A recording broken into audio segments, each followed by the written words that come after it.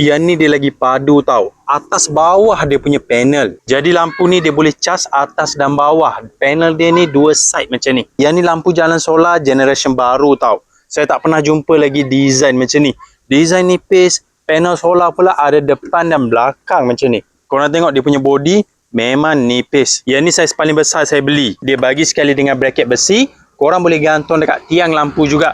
Macam lampu yang sana tu. Memang ngam kalau korang nak jadikan lampu jalan. Kalau korang pakai lampu solar macam ni, tak payah nak bayar bil elektrik tau. Siang dia cas guna cahaya matahari. Malam dia akan nyala dengan automatik. Tak payah nak buka tutup lampu. Korang biar je lampu ni automatik nyala, automatik cas.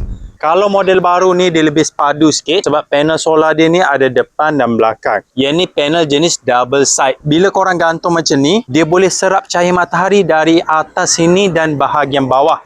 Jadi walaupun saiz dia kecil, tapi dia boleh serap cahaya matahari 2 kali ganda. Matahari yang pantul dekat tanah pun dia boleh serap, jadikan tenaga juga. Memang padu lampu solar model ni. Kalau korang nak, check sekarang guys. Lampu solar model baru ni serius genius gila. Korang boleh check dekat link video guys. Pakai lampu solar macam ni, tak payah nak risau bil tinggi. Korang tak payah nak bayar bil elektrik.